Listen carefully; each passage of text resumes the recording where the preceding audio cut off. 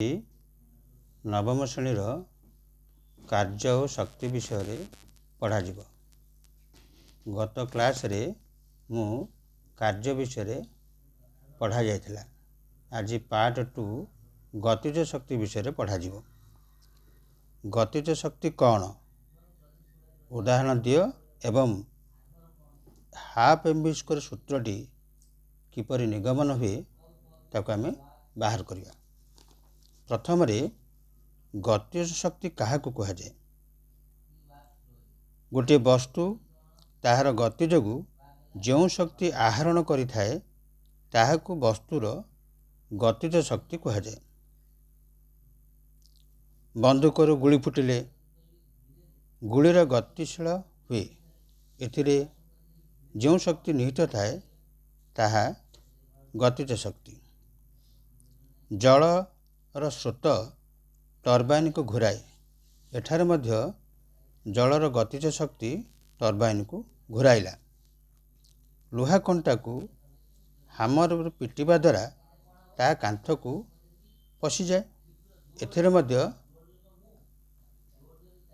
गतिज शक्ति निहित थिला। वर्तमान आमे गतिज शक्तिर सूत्रटी निगमन करिबा। प्रथम रे एक वस्तु तार वस्तुत्व एम अच्छी, वस्तु को जदि एफ बल प्रयोग करिबा ताहा त्वरान्वित होई तार परिवेग भी रे पहुँचीबो। प्रथम रे परिवेग यू थिला, एस दूरता गति करी परिवेग अंतिम परिवेग भी हैला, तार्थ वस्तुटी त्वरान्वित हैला। वर्तमान आमे त्वरान्वित गतिर तृतीय गति समीकरण अनुसार v square is equal to u square plus 2as यही सूत्र द्वारा विस्थापन निर्णय करि परिबा। v square minus you square is equal to 2as।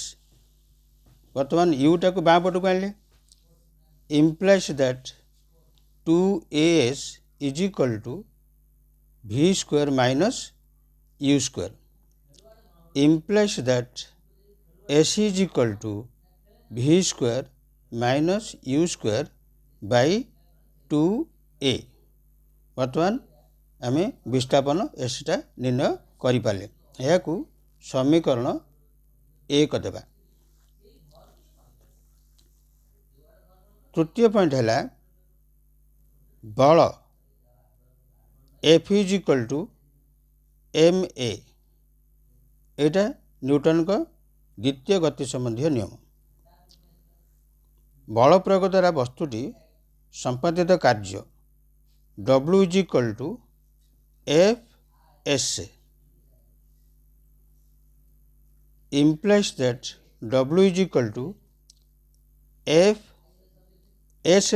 S आंटे प्रथम समीकरण, एठारे एस रे मूल्यटा को प्रतिस्थापन करिबा। v square minus you square by 2a implies that f w is equal to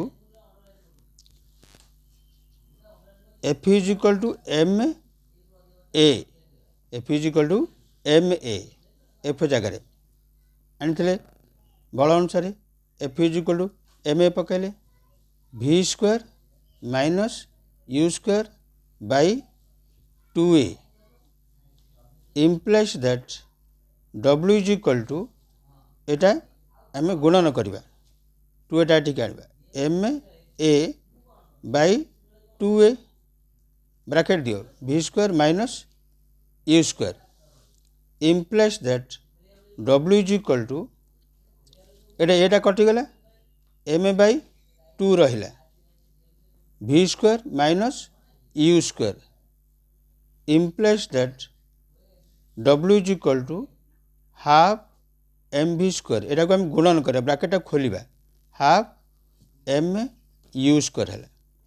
अच्छा एटा इक्वेशन 2 दियो इक्वेशन 2 हो गला पुनः देख तापर पॉइंट रे जदि प्रारंभर वस्तु स्थिर थाए जदि जदि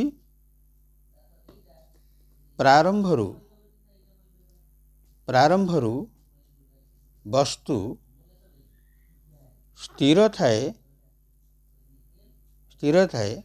तेबे u is equal to 0 u is equal to 0 therefore w is equal to half M V square minus half M you square एबे u जगह 0 पकेबा w is equal to half M V square minus half M into एटा 0 हो जिवो w is equal to half M V square हम यही कार्य बाह्य बल द्वारा संपादित होइछि देखिले यही कार्य बाह्य बल द्वारा संपादित होइछि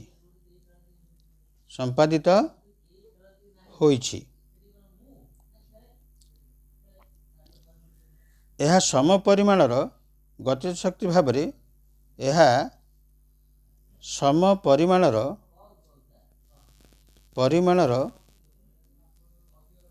गतिज शक्ति भाव रे वस्तुरे निहित अछि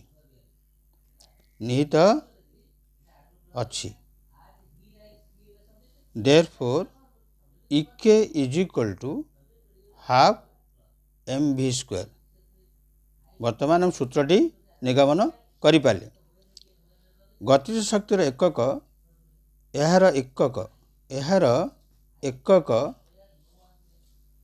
जूल हब एवं अर्ग मध्य होई पारिबो अर्ग मध्य जूल होई पारिबो अर्ग मध्य होई पारिबो यह तुमे अति सहज रे बुझी पारिबो एवं परवर्ती क्लास रे आमे एमजीएच अर्थात तृतीय शक्ति किपरि निहित थाए ता आमे निर्णय करिबा जदि वीडियोटी भलो लागिला ताले मत याकू सब्सक्राइब करिवो लाइक करिवो एवं शेयर करिवो एवं जेकोसी प्रश्न यदि असुविधा हुए मते यह पचारि पारिबो एवं कमेंट रे जणैबो रहिली।